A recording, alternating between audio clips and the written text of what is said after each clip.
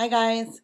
Um, I know it's been a long time coming, and I owe you the final chapter and the outcome to the whole Mr. X saga. So I'm going to finish it up tonight in this last chapter and let you know how it ended. Part of the reason why it took me so long is that it's kind of anticlimactic. I know it's not exactly what you're hoping for and exactly what you're wishing for, but I'm gonna play it through anyway. Okay. So where I left you off in the last chapter, if I remember correctly, was our $80,000 settlement agreement. I showed it to you. Um, it took a few negotiations back and forth, but Mr. X's attorneys knew that if I went through with the lawsuit, that he definitely would lose, that he was liable. Um, so he agreed to settle for $80,000. The agreement was that I go away quietly, that I don't discuss this, I don't talk about it, I don't try and contact Mr. X or anyone in his family, and we just sign the papers and he funds them. However, of course, in the 11th hour, when it came that Friday when we went to go sign the papers and he was going to fund the agreement in his attorney's escrow, he was feeling under the weather. So we had to wait for an additional week until Mr. X was feeling better. So that's where I left you off.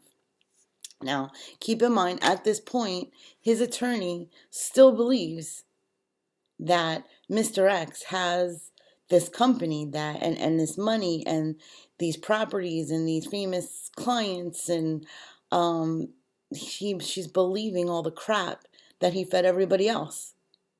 So she's still fighting for him. So about a week goes by and I call my attorney and I said, I haven't heard anything. Is he still not feeling well? What's going on? Have you heard from his attorney? He said, no, but I will find out. So he sends her an email and then he forwards me her response. And his attorney responded back that she has been unable and unsuccessful to get a return call from Mr. X and she cannot contact him because he has since changed his phone number. So now she's starting, the light bulb's going off for his team of attorneys, but with this specific lead and lead counsel who are now starting to realize he's full of shit. So I'm sure she realizes that she's not getting paid. He changed his number. He won't call her back. So she also added, and I don't even know if I'm representing him anymore. Okay. So that's where kind of down another rabbit hole with Mr. X. But I mean, my attorney knew everything from the beginning, so he wasn't really surprised. He knew what he was getting into. I think his attorneys were a little surprised. So I had said to my attorney at this point, am I violating anything if I reach out and try and contact him or if I get his new phone number? And he said, no, there's no agreement signed. You're not in breach of any kind of deal or agreement because he never followed through and he never executed the agreement. So if you think you can get somewhere by trying to call him, then by all means, you're within, reason to do that. Okay. So I did. And I called the number. That was his number. And of course, the number was actually changed. Um, so I did the next best thing. The only thing that Mr. X is deathly afraid of is his daddy. His daddy's the one who makes him want to wet himself. His daddy is the one who makes him shake. Um, and I'm 100% positive that his father didn't know what was going on. So I happened to have his father's number because he was one of the agents in that I held the licenses for and switched the licenses for. So I called his daddy and I called his father and I left a message on his answering machine that said, this is, Lori DeSico, Pagnazi, trying to get in touch with Mr. X. His phone number's been changed and I need to get in touch with him. If you can have him call me back, it's regarding our ongoing lawsuit. And I left my phone number. So now I know that Mr. X's father had no idea that there was a lawsuit. He had no. If I had to guess, I would guess they're all not batshit crazy.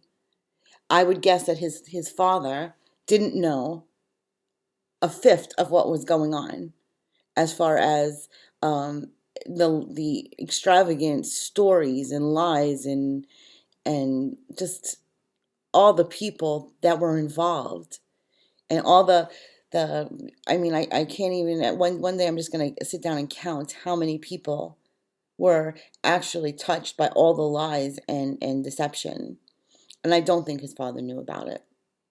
At least I hope not, but and I knew Mr. X was afraid of his father. So not even 24 hours go by.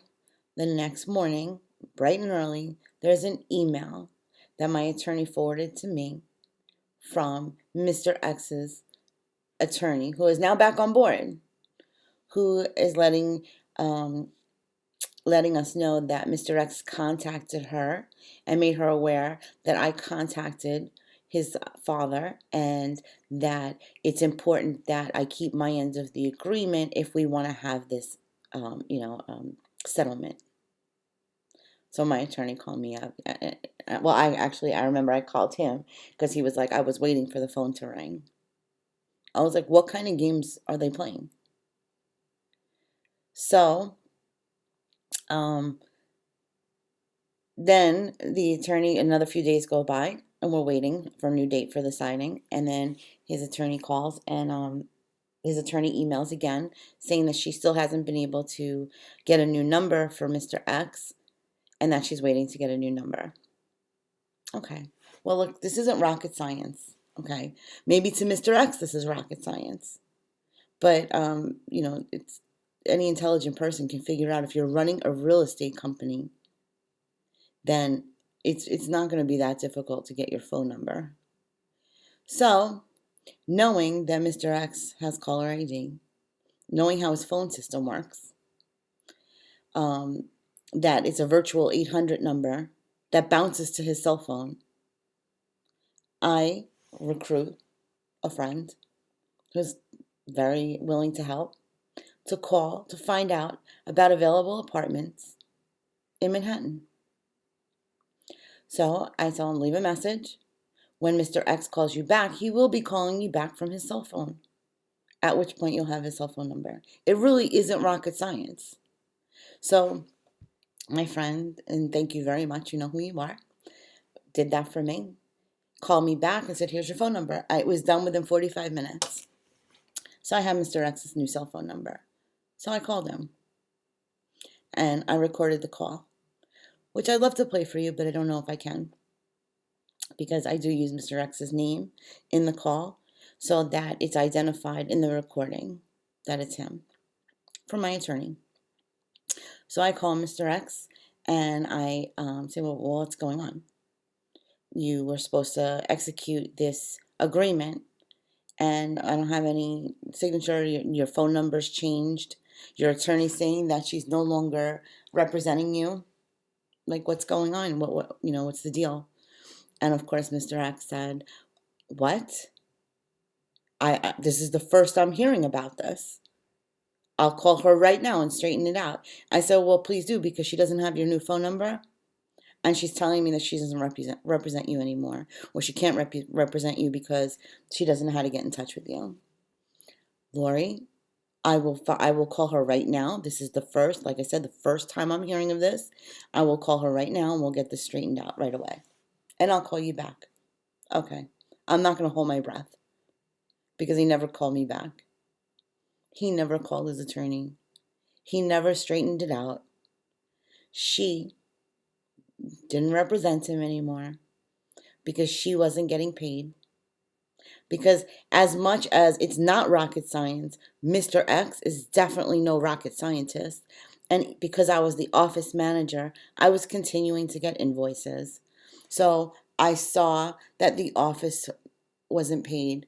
It was over $24,000 in the arrears. That AT&T wasn't getting paid.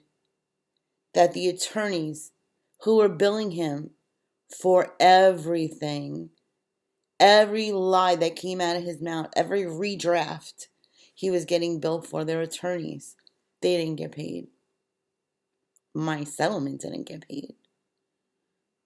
And so now Mr. X is not represented. So my attorney called me up and said, well, um, it was a good shot. If he would have settled, it would have been great. Now, keep in mind, originally, Mr. X, when I began the lawsuit, the comments that he made to his assistant, which happened to have been my friend, was, I will just keep her tied up in attorney. She can't afford to hire an attorney and keep going until she goes broke and loses and has no more money left. I can afford it. She can't. Well, guess what? Attorneys also work on a contingent basis. So my attorney would have taken you to the Met because he was getting paid on the other side. So he was getting paid if we won. He was getting paid part of the settlement, a percentage, which was fine with me. So my attorney said, here's the deal. He's not being represented anymore. He doesn't have counsel. So I said, what you're all thinking right now. So what does that mean? He just gets away with all of this? He just gets away with screwing with every aspect of my life, my career, my medical insurance, my kids, my home, just everything, because he's not being represented. A business contract, just everything is just a lie, and he could just get away with that.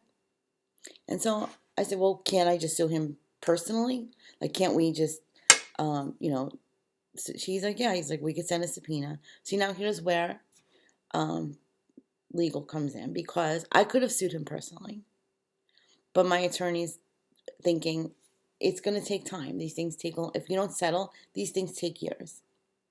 So you have to get approval by New York State that you even have a case. Once they approve that you have a case, then you have to go to a trial. It could take years, which I have nothing but time. But here's the other thing. Mr. X was disabled. And I know what you're thinking. What does that matter? He was still a douchebag.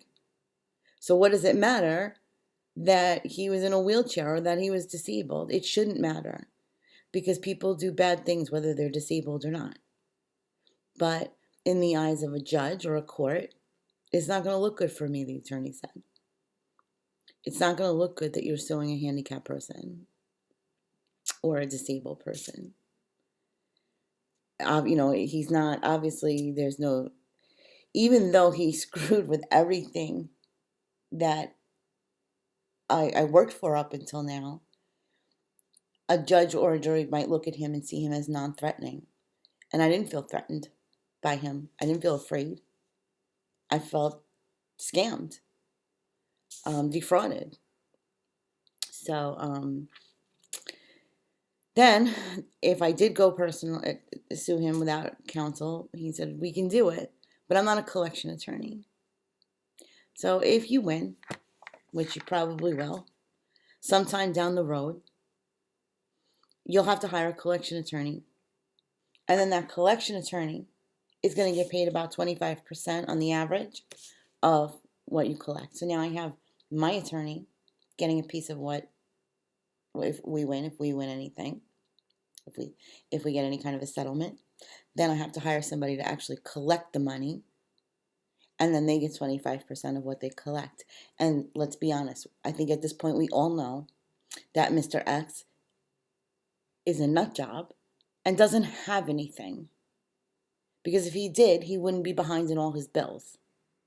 So I'm going to take all this time and this effort to sue somebody who has nothing.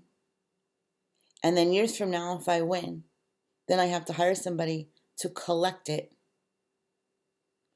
And then I have to give away 65% of it, 40% and 25%. So do the math. Just to keep, and at this point, don't forget, I am so in my rage. I feel like my whole life imploded. And I'm extremely angry. And so I had two choices. I could keep going, or I could try and move past it. And that's what I did. I decided I'm going to try and move past it. So That answers how did it end up with Mr. X. So then, what did I do for a job? So now you know my daughter, who's doing much better, by the way, um, was in a facility getting herself better, and I had no medical insurance because Mr. X lied and never paid it, never renewed it. So I'm unemployed for the first time since I'm 14 years old, working at Butter Cookie Bakery in Floral Park. And so I'm in unfamiliar territory, and I'm sinking fast, very fast. So I have to, eat a slice of humble pie, and I have to call my previous employer. Now, I am devastated. Like I said, I feel like my whole world has imploded, and I have worked with him for over 20 years. At this point, with this company, we're partners from the beginning. So I call him. He's away, so I Skype him, and I tell him what happened. And don't forget, he is the one who told me, take the job, take it. If it doesn't work out, you come back here, but you have to take this opportunity. But you always have a job here. So, and you know what? I'm appreciative of him giving me that opportunity to come back, because I did call him, and he did offer me a job. It wasn't necessarily my job, but he offered me a job, and he didn't have to do that. And he offered me, because I at that point had depleted everything, he offered me an advance, that I paid back with my in each paycheck. So, I took about I don't know, maybe a 30% pay cut, but I had benefits. I had an income. I had to pick myself up and start somewhere. So I'm grateful for that. Um, that he didn't have to give me my job back at all, or any job. Um, so then things started to get a little, tense. Now you're dealing with, my house is packed in boxes. Um, my daughter is just getting out of her rehab. Um, so we're trying to settle her back in, um, change routines with her, which isn't, not easy to do. And we're, for the first time, financially strapped really, really bad, paycheck to paycheck. Borrowing from Peter to pay Paul. Thank God for my friends and family who were there, who knew what happened and what was going on, and knows that I work hard, and that I'm not just sitting around doing nothing, that, I'm doing what I need to do. And so I got a job back with my longtime employer and friend. Mr. X is a dead end. He gets away with just screwing with my whole life. And I hope he got out of it what he wanted to get out of it. Well, actually, if you really think about it, I'm sure he didn't get out of it what he wanted to get out of it. My daughter is doing better. And my ex-husband and I were at each other's throats for the first time in 23 years, because it's just too much pressure for two human beings to go through in such a short period of time, and um, not, not be together in any kind of a marital capacity. So we were just good friends, and he's packed in boxes. He's ready to move on with his life, and everything was hurry up and wait, and then it just got too much. It got too much, and I was just angry, and raging and crying and depressed and way outside my character, to stay down that long. I was just defeated. And so, um, my daughter, like I said, it's hard to change routines. You know the people that you know, and she was already out of high school, so I found she was doing really well, and then um, she was drifting back to that crowd because she was comfortable with that crowd. She knew that crowd, so I decided that I need to get out of here. So the house was on the market again, finally, um, and I came here to Philadelphia. I came here with my daughter just to start over. Some people would call that running away. Um, yeah, I did. I ran away. Um, I took my daughter with me so she could start over, so she could focus on her and building a life for herself. And I could focus on getting past where I was at and picking myself up and getting a life for myself. So here I am in the city of brotherly love with my daughter. The house still isn't sold, so I still go back and forth to the house in North Carolina. My other daughter is there, who I love very much, and her father, my ex-husband, is there, and I'm here in Philly with my younger daughter, and it's where we are, picking up the pieces, and it's going all right so far. I don't know if I'll stay here, but I did run here, and for anybody who ever says to themselves they just feel like getting up and running away, take it from me. You can get up and run away, but everything's still there. It follows you. So still, it was 8 months of still working through a lot of stuff. Um, the grass is always greener, and that's all I can tell you. Like I said, it was very anticlimactic. I ended up with less of a job. I ended up broke. I ended up depressed. I ended up starting over. So all good, like something good came out of it. I'm okay now, and I feel like I'm stronger now, and that I'm a little less um, trusting now. I'm a little scared now too, because people say to me, "Well, why don't you leave and find something else? You could get a much better job." And the truth is, I could. I definitely know I could, but there's just that element that says, "Yeah, but you thought you could before, and it wasn't real." So just stay with what you know and take your lumps, take your hits, and figure it out. So that's where I'm at now. And I'm sorry I left you guys waiting for so long, but that's the end of the saga. So very anticlimactic. Mr. X got away with doing everything that he did. He did a lot of damage, not only to me but to other people too. I've talked to them, and he wasn't telling them any truth either. The agents, the partners that I met at Madison Square Garden, I've talked to them. Um, it was just the same thing, only with them. His assistant, who still hasn't fully recovered um, from being unemployed, and I'm responsible for that too because I brought her in.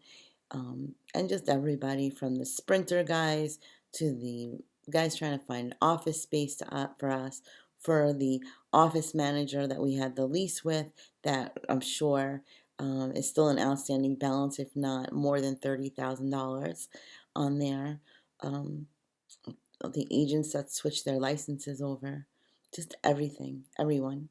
So I guess the moral of the story is not everybody that you think you knew 25 years ago is a good person with good intentions. And not everybody that seems nice is nice. So when you're on these social media sites, even if you think, oh, well, not that I know that person from way back when, from back in the day, and they're harmless. You don't know where somebody's at in their life to do the things, the incredible, tell the incredible stories and elaborate lies that Mr. X told. Seemed harmless enough, but it really wasn't. It's a long time of recovery. And you also get to learn that, you know what, money doesn't define you. Success is not measured by the title that you hold or the skills that you have. Um, I came a long way. My daughter came a long way. My family came a long way in the past year and a half, or however long it was. This whole drama. So I have a lot to be grateful for too. And I want to thank you guys. If you have any questions, if I left anything out, let me know. But that's it. That's the story. Mr. X got away with it. So I'm sorry for all of you that messaged me and said, I hope, you sued this guy. I hope you got him for everything he did to you. The answer to that question is it's not always fair. It is what it is. And Mr. X is the one who has to live with it. And I now, thanks to you guys, don't have to hold on to it. Don't have to live with it. I got it out, and it's his baggage, not mine. I just need to pick myself up and dust myself off, which I think I'm doing pretty well. So, have a Merry Christmas, a Happy Hanukkah, Happy Kwanzaa, Happy Holidays to everybody. Hope you had a great Thanksgiving, and I love you all. Thanks. Bye.